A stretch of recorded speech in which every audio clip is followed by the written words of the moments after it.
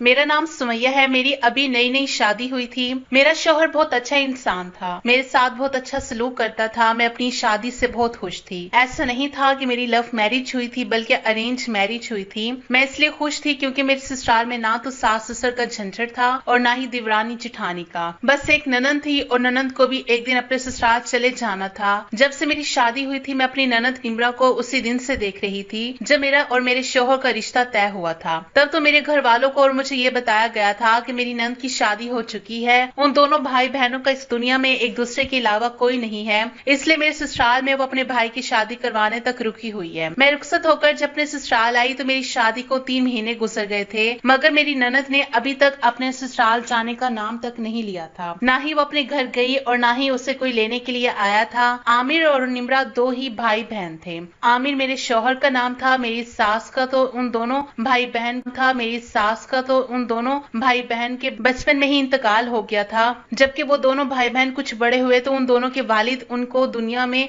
अकेला छोड़ गए। मेरा शौहर अपनी बहन से बहुत प्यार करता था क्योंकि वो उसकी लाडली बहन थी। उन दोनों भाई बहन ने अपने वालिदैन के मरने के बाद एक दूसरे को ही अपना सब कुछ मान लिया था। मेरी ननद जो कि छोटी थी, मेरे शौहर ने सबसे पहले अपनी बहन की शादी की, उसे उसके घर का कर दिया, उसके बाद अपना घर बसाया। मेरे शौहर का कहना था कि उसकी बीवी ना जाने कैसी होगी, उसकी बहन को अच्छी तरह से समझेगी भी या नहीं। वो नहीं चाहता था कि उसकी बहन उसकी बीवी की बातें सुने, इसलिए मेरे शौहर ने सबसे पहले अपनी बहन की शादी करना ही बेहतर समझा। मेरा शौहर अपनी बहन का बहुत ख्याल रखता था, उसके हर नाज नखरे उठाता था क्योंकि वो अपनी बहन से बेहद प्यार करता था। आखिर मेरी नंद का भी इस दुनिया में अपने भाई के अलावा था ही कौन। वो दोनों भाई बहन ही एक दूसरे के दुख दर्द का सहारा थे। बचपन से लेकर अब तक उन दोनों के बीच गहरी दोस्ती थी। मेरे शौहर ने कभी भी अपनी बहन को माँ और बाप की कमी महसूस नहीं होने दी थी। उसने ही उसको पाल पोस कर बड़ा किया था। यही वजह थी कि मेरी नंद भी अपने भाई पर जान देती थी। धीरे धीरे मेरी शादी को 3 महीने गुजर गए थे। मेरे शौहर और मेरी नंद बहुत अच्छे थे। उन लोगों ने मेरे साथ किसी तरह की कोई कमी नहीं की थी। हर तरह से मुझे खुश रखने की कोशिश करते थे। एक दिन भी मेरे घर का कोई काम नहीं किया था। ऐसा नहीं था कि मैं घर का कोई काम नहीं करना चाहती थी। मेरी ननद खुद ही मुझे घर का कोई काम करने देती ही नहीं थी। वो वक्त से पहले खुद ही सारे काम करके रख देती थी। मुझे पानी का गिलास तक खुद लेने नहीं देती थी। मैंने निम्रा से कई बार कहा था कि तुम मुझे घर के काम करने दिया करो, अब मैं मेहमान थोड़ी हूँ, मैं भी इस घर की बहू बन चुकी हूँ। मुझे अच्छा नहीं लगता कि मैं इस तरह बैठी रहूं और तुम घर के सारे काम करो। तुम्हारे ससुराल चले जाने के बाद भी तो इस घर के सारे काम मुझे ही करने हैं। यहाँ का सब कुछ मुझे ही तो संभालना है। और मेरी इस बात पर निम्रा घबरा जाती थी और मुझे उसकी इस घबराहट का मतलब कभी समझ नहीं आया था। मैं समझ नहीं पा रही थी कि तो वो इतना क्यों घबराती थी। जब मैंने इस बारे में एक बार नोट किया कि मेरा ऐसा कहने पर निम्रा के चेहरे के एक्सप्रेशन बदल जाती हैं, तो मैंने उससे कुछ भी कहना छोड़ दिया था क्योंकि मैं अपनी नंद को कोई दुख नहीं देना चाहती थी और ना ही अपने शौहर की नजरों में गलत साबित होना चाहती थी। मेरा शौहर जितना अपनी बहन से प्यार करता था उतना ही प्यार मुझसे भी करता था। अगर मैं उसकी बहन को किसी तरह की तकलीफ पहुंचाती तो जरूर मेरे शौहर के दिल में मेरे लिए कुछ ना कुछ गलत पैदा हो जाता। इसलिए मैं कोई भी ऐसा वैसा काम नहीं करना चाहती थी जिससे मेरा शौहर मुझे गलत समझे। लेकिन मैंने सोचा कि मैं इस बारे में एक बार अपने शौहर से बात जरूर करूंगी। रात के 2 बजे तक मैं अपने शौहर के घर आने का इंतजार करती रही, लेकिन वो नहीं आए। मेरे शौहर की ये हर रोज की रूटीन थी कि वो दुकान से घर देर से आते थे। मेरे शौहर का अपना ही एक मेडिकल स्टोर था और हमारे घर से काफी दूरी पर बना हुआ था। ये मेडिकल स्टोर उन्होंने बहुत मेहनत से बनाया था। मैं अपने शौहर का इंतजार करने के बाद अभी कुछ देर पहले सोने के लिए लेटी ही थी कि मुझे दरवाजा खुलने की आवाज आई। मैं जल्दी से उठकर जैसे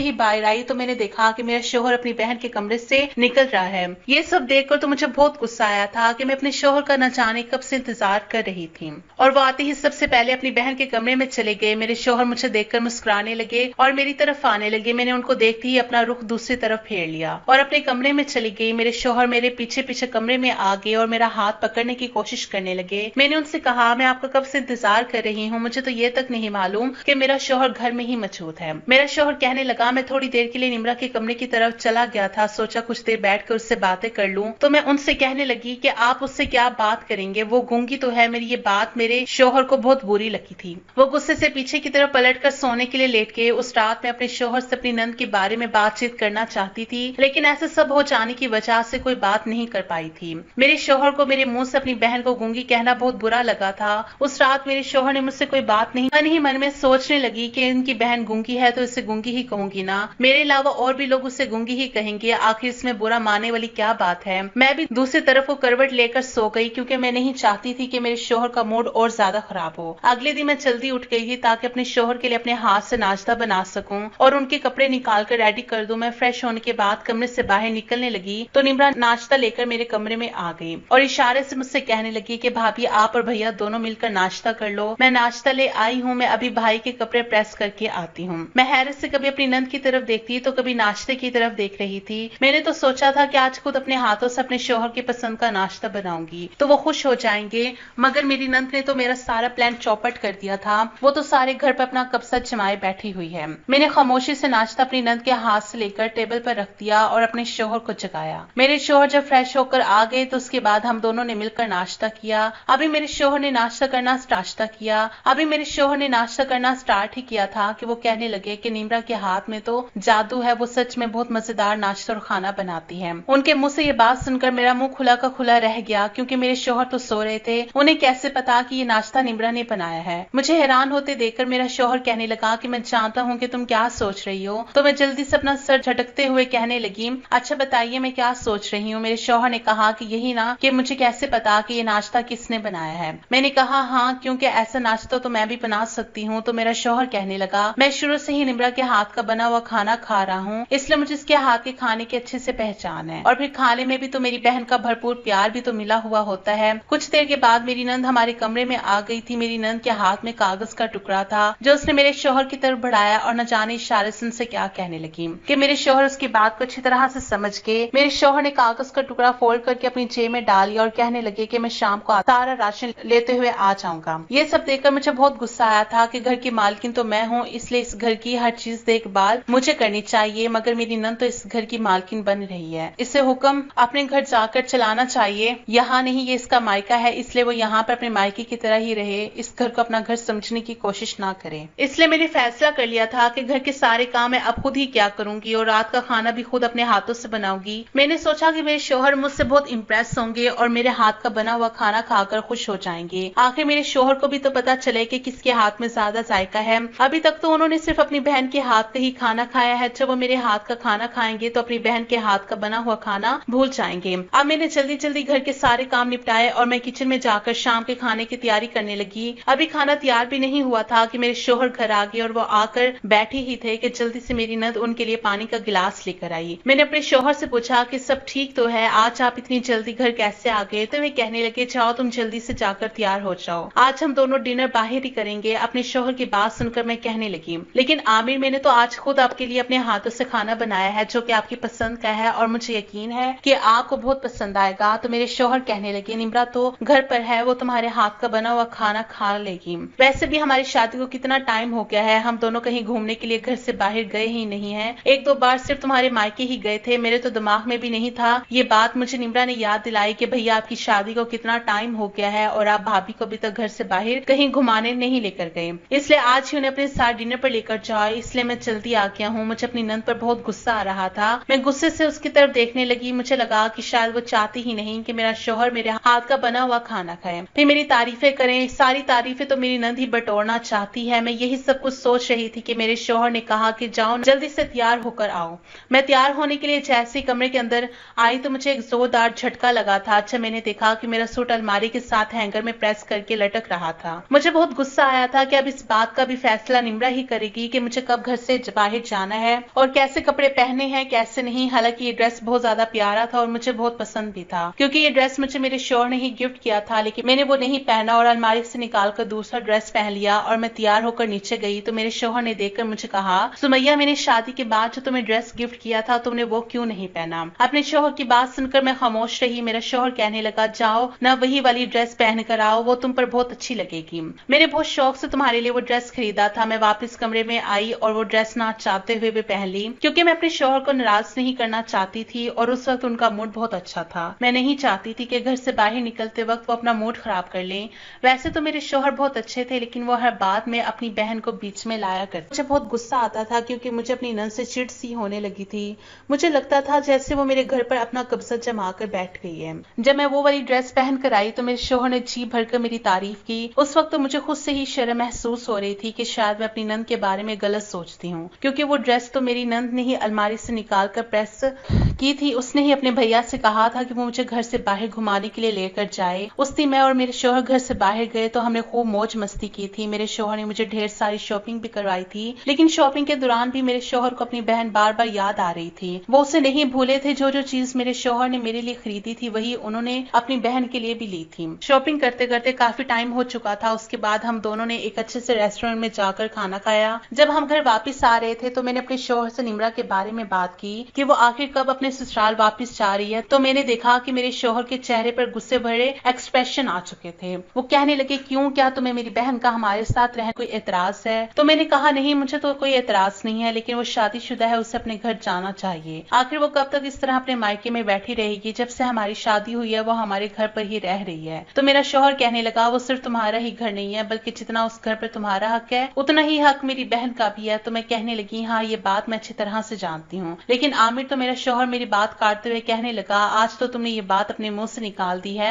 आइंदा कभी भी मैं तुम्हारे मुंह से ये बात ना सुनूं, क्योंकि मैं अपनी बहन के बारे में कोई भी बात बर्दाश्त नहीं करूंगा। मेरी बहन मेरी जान है, और वैसे भी मेरी बहन मुझ पर बोझ नहीं है। वो जितने दिन चाहे इस घर में रुक सकती है। जब उसका दिल करेगा तो वो खुद अपने घर चली जाएगी। अपने शौहर की बात सुनकर मैं खामोश हो गई, क्योंकि मैं जानती थी कि मेरा शौहर अपनी बहन के बारे में कभी भी कोई बात बर्दाश्त नहीं करेगा। इसलिए मैंने खामोश रहने में ही भलाई समझी। घर लौटते वक्त काफी रात हो चुकी थी और सर्दी इतनी ज्यादा थी कि गर्म कपड़े पहनने के बावजूद भी हम दोनों सर्दी से थर-थर कांप रहे थे। वो तो अच्छा है कि घर के अंदर आते ही निम्रा ने मुझे गर्म शॉल उड़ा दी थी, वरना पता नहीं सर्दी से मेरा क्या हाल होता। अभी हम लोग घर पहुंचे ही थे। निम्रा ने जल्दी से हम दोनों के लिए हीटर चलाया और गरम गरम चाय बनाई। चाय पीने के बाद मैं फौरन ही बिस्तर पर लेट गई थी। मैं बहुत ज्यादा थकी हुई थी, इसलिए मुझे पता ही नहीं चला कि मैं कब गहरी नींद में सो गई। आधी रात को जब मेरी आंख खुली तो मैंने देखा कि मेरा शौहर बिस्तर पर मौजूद नहीं है। मैंने लाइट ऑन करके कमरे में इधर उधर देखा, मगर मेरा शौहर मुझे कहीं भी नजर नहीं आया। फिर मुझे लगा कि शायद वो वॉशरूम गए होंगे। काफी देर गुजर गई थी। जब मेरे शौहर नहीं आए तो मेरे दिमाग में ये ख्याल आया कि जरूर वो निम्रा के कमरे में गए होंगे। अभी ये सब सोच ही रही थी कि मेरे शौहर मुझे बाहर से कमरे के अंदर आते हुए नजर आए। मैंने कहा कि कहाँ गए थे आप? आधी रात को सब ठीक तो है ना? तो मेरे शौहर कहने लगे कि नहीं, कुछ नहीं, सब कुछ ठीक है। मुझे नींद नहीं आ रही थी तो मैं कमरे से बाहर चला गया था। अपने शौहर की बात पर मैंने अपना मुंह कंबल में ढक लिया और फिर कहने लगे कि आप बाहर थे या फिर अपनी बहन के कमरे में।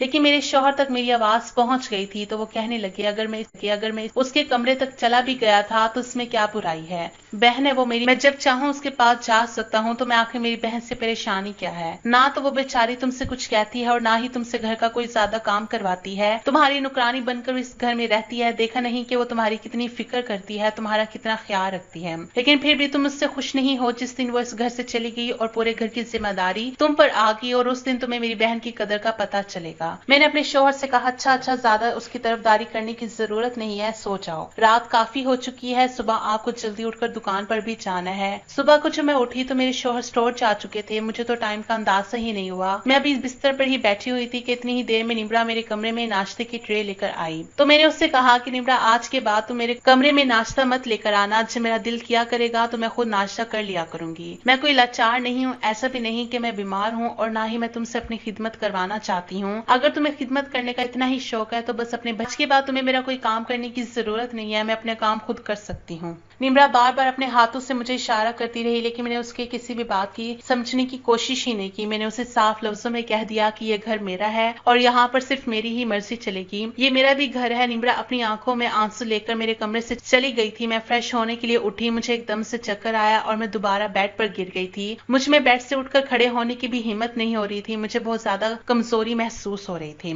पता नहीं मेरी तबीयत को अचानक क्या हुआ था। मुझे बहुत तेज चक्कर आया। मैंने उठने की कोशिश की तो फिर से मैं दोबारा चक्कर खाकर बेड पर गिर गई थी। मुझे समझ नहीं आ रहा था कि मुझे क्या हो रहा है। रात तक तो मेरी तबीयत बिल्कुल ठीक थी, लेकिन अब अचानक पता नहीं मुझे क्या हो गया। मैं बड़ी मुश्किल से हिम्मत करके बेड से उठी और फ्रेश होने के लिए बाथरूम में चली गई, और उसके बाद मैं नाश्ता करने बैठ गई।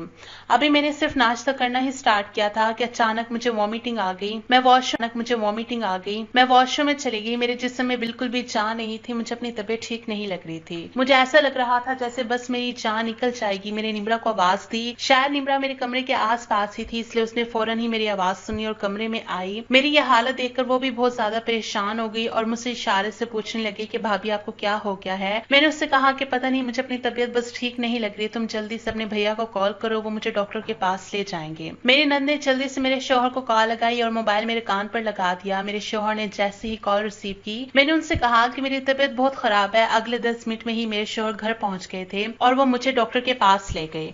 उस वक्त मेरी नंद ने मुझे बहुत संभाला। हम डॉक्टर के यहाँ अपना नंबर आने का इंतजार कर रहे थे। जब मेरा नंबर आया तो मेरी नंद मुझे डॉक्टर के कैबिन में ले गई थी। चेकअप के बाद डॉक्टर ने मुझे कुछ टेस्ट लिख कर दिए। मैंने डॉक्टर से कहा कि डॉक्टर आपने टेस्ट क्यों लिख कर दिए हैं, सब कुछ ठीक तो है ना, आखिर ये टेस्ट करवाने का क्या मकसद है।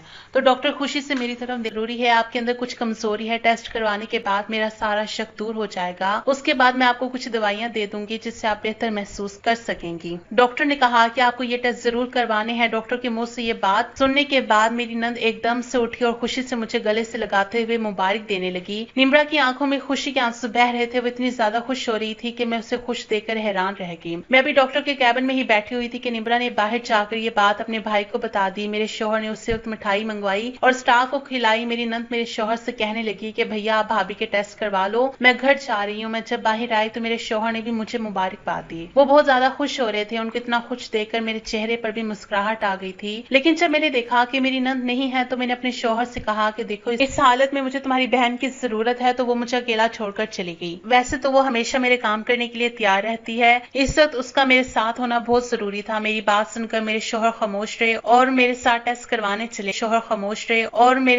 करवाने चले गए। उसके बाद हम घर चले गए। जैसे ही हम घर के दरवाजे पर गए और मेरे शौहर ने घर का दरवाजा खोला तो एकदम से फूलों की पत्तियां हम दोनों पर निछावर हो गई। निम्रा ने जल्दी से मेरे कदमों तले गुलाब की पत्तियां बिखेर दी थी जिन पर चलकर हमें अपने कमरे तक जाना था। निम्रा ने हम लोगों का बहुत अच्छा वेलकम किया था। उसके बाद मैं अपने कमरे में चली गई, जबकि वो किचन में चली गई थी और मेरे लिए फ्रेश जूस बना कर लाई। क्योंकि मैं उसकी इशारे नहीं समझ पाती थी, इसलिए निम्रा को मुझसे जो भी बात करनी होती थी वो एक पेपर पे मुझे लिख कर दे दिया करती थी। वो मुझसे कहने लगी कि भाभी अब मैं आपको घर का कोई भी काम करने नहीं दूंगी, आपको सिर्फ और सिर्फ आराम करना है और जिस चीज का भी आपका मन करे आप मुझे बता देना, बस आपको हमेशा खुश रहना है और अपना बहुत ज्यादा ख्याल रखना है। मेरे हमला होने के बाद निम्रा ने मेरा और मेरे खाने पीने का बहुत ध्यान रखा था। वो मेरा किसी बच्चे की तरह ख्याल रख रही थी। मुझे उसे किसी चीज के लिए भी कहने की जरूरत नहीं पड़ती थी। वो वक्त से पहले ही मेरा हर काम कर दिया करती थी। अब अपने आप को तो वो पूरी तरह से भूल ही गई थी, हमेशा मुझ में ही लगी रहती थी। कभी कभी तो मुझे खुद से ही शर्म आने लगी थी कि ये बेचारी मेरा कितना ख्याल रखती है और एक मैं हूँ कि इससे गलत समझने लगती हूँ और हमेशा इसको इस घर से निकलने की दुआएं करती रहती हूँ। अब वो मुझे कांटे की तरह चुभती थी। मुझे ऐसा लगता था कि जैसे वो मेरे घर पर राज कर रही है और इसकी वजह से मुझे इस घर में कोई अहमियत नहीं मिलती। मेरे दिल में निम्रा के लिए गलत बातें अभी तक बंद नहीं हुई थी। मैं यही चाहती थी कि वो वापस अपने ससुराल चली जाए और मैं इस बात को भी जानना चाहती थी कि वो आखिर यहाँ पर क्यों डेरा डाले हुए बैठी थी, अपने घर क्यों नहीं चली जाती, आखिर इसका क्या मकसद था। इन सब बातों का जवाब मुझे सिर्फ और सिर्फ मेरा शौहर ही दे सकता था। मैंने अपने शौहर से फिर से बात करने के बारे में सोचा था क्योंकि मैं अब मजीद उसको बर्दाश्त नहीं कर सकती थी। पता नहीं क्यों जब भी वो मेरे पास सोती थी तो मुझे घुटन से महसूस होती थी। एक रात मेरे शौहर थके हारे मेडिकल स्टोर से घर आए थे और आते ही निम्रा उनके लिए जल्दी से खाना गर्म करके कमरे में ले आई थी। मेरे शौहर मुझसे कहने लगे कि क्या तुमने खाना खा लिया है। मैंने ना चाहते हुए भी अपने शौहर से झूठ बोल दिया था कि मैंने तो अभी तक खाना नहीं खाया। कुछ बाद निम्रा मेरे शौहर के लिए कमरे में चाय लेकर आई तो मेरे शौहर ने उससे कहा, निम्रा तुम अपनी भाभी को खाना टाइम पर दिया करो, तुम जानती हो ना कि तुम्हारी भाभी कितनी कमजोर है, अगर इसकी डाइट अच्छी नहीं रही तो ये और ज्यादा कमजोर हो जाएगी। उसने हाँ में सर हिलाया और वो मेरे शौहर की बात सुनकर कमरे से बाहर चली गई थी। इस बात पर मैं बहुत खुश हुई थी कि मैंने भाई के दिल में उसकी बहन के खिलाफ गलत बातें पैदा करनी शुरू कर दी थी। हालांकि वो मुझे टाइम पर खाना और सारी चीजें दिया करती थी। उसने कभी भी मेरे किसी काम में कोई लापरवाही नहीं बरती थी। इस सब के बावजूद भी ना जाने कि वो मुझे नहीं भाती थी। जब बर्तन समेटने के बाद निम्रा कमरे से चली गई तो मैंने बातों ही बातों में अपने शौहर से पूछा, आमिर आखिर निम्रा का क्या मसला है, वो शादीशुदा है या नहीं, अगर है तो फिर उसका शौहर कहाँ है, क्यों वो बेचारी इधर पड़ी हुई है। तो मेरे शौहर कहने लगे, वो बेचारी नहीं मेरी बहन है और तुम इस मसले से दूर रहो तो तुम्हारे लिए बेहतर होगा। और तुम्हें क्या परेशानी है, उससे तुम्हारी इतनी तो देखभाल करती है, फिर भी ना जाने क्यों तुम उसके पीछे पड़ी रहती हो। और आखिर तुम चाहती क्या हो, यही ना कि वो इस घर से चली जाए। तो तुम मेरी एक बात कान खोलकर सुनो, मेरी बहन का जब तक दिल करेगा वो यहाँ पर रहेगी, कोई भी उसे इस घर में रहने से नहीं रोक सकता क्योंकि ये उसके भाई का घर है। मैंने कुछ कहने के लिए अभी मुंह खोला ही था कि मेरे शौहर कहने लगे कि बस करो, मैं इस बारे में और कोई बात नहीं सुनूंगा। तुम्हारे लिए बेहतर यही होगा कि तुम इस मामले में मत पड़ो। छोड़ो। ये कहते हुए मेरे शोहर कमरे से बाहर चले गए और मैं उसको इस घर से बाहर निकालने की तरकीब सोचने लगी, लेकिन मेरा दिल ये सब कुछ करने के लिए तैयार नहीं था। मुझे कुछ समझ नहीं आया तो मैं लेटकर आराम से अपने शोहर के आने का इंतजार करने लगी। इस इंतजार में मुझे पता ही नहीं चला कि मैं कब नींद की वादियों में चली गई थी। आधी रात के वक्त जब अचानक मेरी आंख खुली तो मेरा शोहर बिस्तर पर मौजूद नहीं थे। मैं इधर उधर देखने के बाद बेड से उतरी और बाहर हॉल में आ गई थी। मैंने अपने शोहर को घर के हर कोने में देखा, लेकिन मेरे शोहर मुझे कहीं भी नहीं मिले। तो मेरे दिमाग में ख्याल आया कि क्यों ना मैं निम्रा के कमरे में देखूं, हो सकता है कि मेरे शोहर वहां पर ही हो। अभी मैं कमरे के कुछ करीब ही गई थी कि मुझे कमरे से धीमी धीमी किसी की बातें करने की आवाज आने लगी। किसी की बातें करने की आवाज आने लगी, ऐसे कि जैसे कोई बहुत धीरे धीरे कोई बात कर रहा हो। मैं सोच में पड़ गई थी कि यहाँ इस वक्त कौन हो सकता है। निम्रा के साथ कमरे में कोई तो है जिसकी आवाज से मुझे यहाँ तक सुनाई दे रही है। धड़कते हुए दिल के साथ मैंने दरवाजे के हैंडल पर हाथ रखा और एकदम से दरवाजा खोल दिया। अंदर का नजारा देखकर मेरे पैरों तले से जमीन निकल गई थी, क्योंकि सामने का जो नजारा था वो देखकर मुझे यकीन ही नहीं आ रहा था कि मेरे साथ इतना बड़ा धोखा किया गया है। इस घर का फर्द होते हुए भी मुझे गैर समझा गया। मैं वापस गुस्से में अपने कमरे में आ गई थी और अंदर से दरवाजे को बंद कर दिया। निम्रा और मेरा शोहर बाहर से दरवाजा काफी देर तक पीटते रहे थे, क्योंकि उन्हें पता चल गया था कि मैं उनकी सच्चाई जान गई हूँ। वो कह रहे थे कि दरवाजा खोलो, हम तुम्हें सब कुछ सच बताने ही वाले थे। बहुत अच्छा हुआ कि तुम्हें सब कुछ खुद ही पता चल गया और हमें कुछ बताने की भी जरूरत नहीं पड़ी। तो मैं चीख कर कहने लगी, जाओ तुम दोनों, मुझे तुम लोगों से कोई बात नहीं करनी। तो मेरा शोहर कहने लगा, प्लीज दरवाजा तो खोलो, देखो तुम्हारी तबीयत पहले ही ठीक नहीं है और मैं नहीं चाहता कि तुम किसी भी तरह की टेंशन लो। प्लीज दरवाजा खोलो, हम तुम्हें सब कुछ सच बता देंगे। मैंने दरवाजा खोला। निम्रा और मेरे शोहर कमरे में आ गए। निम्रा ने मुझे बेड पर बिठाया और खुद नीचे बैठ गई। एकदम से मेरे दिल को कुछ हुआ। मैं कहने लगी कि नीचे मत बैठो, इधर मेरे पास आओ और मुझे ये बताओ कि तुम दोनों ने मेरे साथ ऐसा क्यों किया और मुझसे झूठ बोला। आखिर क्यों? मैं भी तो इस घर का हिस्सा हूँ, तो फिर क्यों हर बात मुझसे छुपाई गई? तो वो कहने लगी कि भाभी मुझे माफ कर दो, इसमें भैया का कोई कसूर नहीं है। कसूर तो सिर्फ मेरा है, क्योंकि मैंने ही भैया को मना किया था। मैं नहीं चाहती थी कि हम नंद भाभी में किसी भी तरह का कोई झगड़ा हो, क्योंकि मैंने ऐसे बहुत से घर देखी हैं जहाँ पर नंद भाभी की बिल्कुल भी आपस में नहीं बनती। आपकी शादी से कुछ वक्त पहले भैया ने मेरे लिए रिश्ता ढूंढना शुरू कर दिया था। जो लोग भैया को पसंद आ रहे थे बाहर से तो अच्छे थे, लेकिन उनकी ख्वाहिश शादी से पहले तक ही बरकरार थी। अभी मेरी शादी को सिर्फ 1 महीना ही हुआ था। मेरी सास कहने लगी, अगर तुम माँ नहीं बन सकी तो मैं तुम्हें घर से बाहर निकाल दूंगी। मेरा शोहर दूसरे शहर में काम करता था। मेरे शोहर के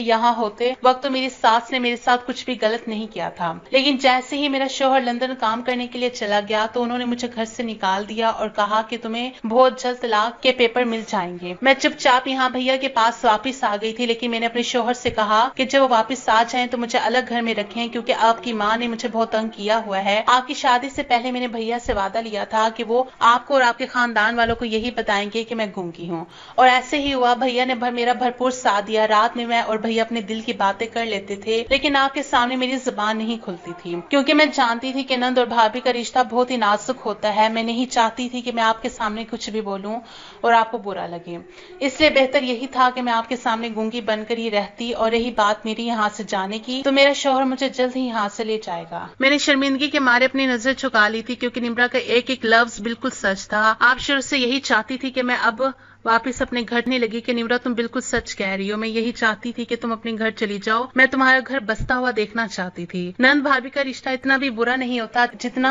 हम लोगों ने बना दिया है। मुझे माफ कर दो, मैंने तुम्हारी मोहब्बत और तुम्हारे जज्बात का ये सिला दिया। निम्रा कहने लगी, भाभी कोई बात नहीं, हम इंसान है और इंसानों से छोटी मोटी गलतियां और भूल चुक तो होती ही रहती है। बस आप दुआ करो कि मेरा शोहर जल्दी से मुझे यहाँ से लेकर चला जाए और मैं अपने घर में खुश रहूं, क्योंकि मैं अब आप लोगों पर बोझ नहीं बनना चाहती। मैंने निम्रा से कहा, तुम हम लोगों पर बोझ नहीं हो, बल्कि ये तुम्हारा अपना घर है। तुम जब तक चाहो यहाँ पर रह सकती हो, और मुझे कभी भी अपनी भाभी मत समझना, क्योंकि तुमने मेरा जितना ख्याल रखा है इतना ख्याल तो सगी बहन के अलावा और कोई नहीं रख सकता। आज से हम दोनों मिलकर हर काम करेंगे, और ये लिखने वाले और इशारों से बातें करने वाला नाटक अब जरा बंद कर दो, क्योंकि मैं तो अब सब कुछ जान चुकी हूँ। तो निम्रा हंसते हुए कहने लगी कि अब तो झूठ बोलने का भी कोई फायदा नहीं है, क्योंकि आपने मेरा और भैया का झूठ रंगे हाथों पकड़ लिया है। अगले दिन दोपहर का वक्त था। मैं मैं कुछ काम कर रही थी जब अचानक दरवाजे पर दस्तक हुई। निम्रा दोपहर के खाने के लिए किचन में थी तो मैंने दरवाजा खोला। मेरे सामने खूबसूरत सा जवान लड़का खड़ा हुआ था जिसे मैं बिल्कुल भी नहीं जानती थी कि वो कौन है और कहाँ से आया है और यहाँ किस काम के लिए आया है। मैंने उससे कहा कि हाँ बोलो, आप कौन हो और किससे मिलना चाहते हो। तो वो कहने लगा कि मुझे निम्रा से मिलना है। मैं अपनी कमर पर हाथ रखते हुए कहने लगी कि क्यों मिलना है, जो भी काम है मुझे बताओ। तो वो लड़का कहने लगा कि जो भी काम है मैं आपको नहीं बल्कि अपनी बीवी को बताऊंगा। आपको क्यों बताओ। तो मैं कहने लगी कौन सी बीवी। इतने में निम्रा किचन से बाहर आई। वो कहने लगी भाभी कौन है दरवाजे पर। मैंने कहा पता नहीं कौन है, कोई लड़का है तुमसे मिलना चाहता है। अभी मैंने इतना ही कहा था कि निम्रा के लफ्ज उसके मुंह में ही थे। वो अपने शोहर को देखकर हक्का पक्का रह गई थी। वो उसका शोहर था। वो अपने शोहर की तरफ मुंह करते हुए कहने लगी भाभी ये मेरे शोहर है। मुझे तो अपनी बेवकूफी पर अफसोस होने लगा था और फिर मैंने उनसे कहा कि अंदर आ जाओ, मैंने आज से पहले आपको कभी नहीं देखा था ना, इसलिए आपको पहली बार देखा है। तो वो कहने लगा कि जी भाभी मैंने भी आज आपको पहली बार ही देखा है। आपकी शादी के वक्त मैं लंदन में था, इस वजह से आपसे मुलाकात नहीं हो पाई। वो निम्रा की तरफ देखकर कहने लगा निम्रा जल्दी से तैयार हो जाओ फिर हम घर चलते हैं। तो निम्रा से कहने लगी कौन सा घर। वो घर जहाँ से मुझे बेइज्जत करके निकाल दिया गया था, मैं वहां पर हरगिज़ भी वापस नहीं जाऊंगी। तो वो कहने लगा कि नहीं, मैंने तुम्हारे लिए अलग से घर लिया है जहाँ पर सिर्फ हम दोनों ही रहेंगे। तो निम्रा बहुत खुश हुई थी। वो जल्दी से तैयार हुई और अपने शोहर के साथ चली गई थी। मैं निम्रा और उसके शोहर को जाते हुए देख रही थी, साथ साथ उनके लिए दुआ भी कर रही थी कि अल्लाह निम्रा को ऐसे ही खुश रखे। आज इस बात को कई साल गुजर चुके हैं। निम्रा अभी तक माँ नहीं बन सकी है। शादी के पहले साल अल्लाह ने मुझे 2 जुड़वा बेटे दिए। मेरे शोहर ने एक बेटा निम्रा की गोद में डाल दिया और कहने लगे कि कभी ये मत सोचना कि तुम्हें औलाद नहीं हुई। ये सब देखकर निम्रा की आंखों से आंसू निकलने लगे थे। उसने अपने बेटे को बहुत प्यार किया और इसे अपने सीने से लगाया। मैं जानती थी कि मेरे बेटे को वो अपनी औलाद से भी बढ़कर प्यार करेगी, क्योंकि वो तो सिर्फ प्यार करनी थी। जब निम्रा के ससुराल वालों को ये बात पता चली तो उन लोगों ने उससे माफी मांग ली थी और निम्रा को घर वापस लेकर आए थे। अल्लाह का शुक्र है कि निम्रा अपने घर में बहुत खुश है। अब तो मैं उसकी शक्ल देखने को भी तरस जाती हूँ। मैं सोचती हूँ कि एक वक्त वो भी था कि जब मैं उसकी शक्ल देखना भी गवारा नहीं करती थी और अब उसकी शक्ल देखने को तरस जाती हूँ। ये सब निम्रा के अच्छे रवैये और सब्र का नतीजा है कि आज वो अपनी जिंदगी में खुश और बेफिक्र है और अपनी अच्छाई की वजह से ही उसने मुझे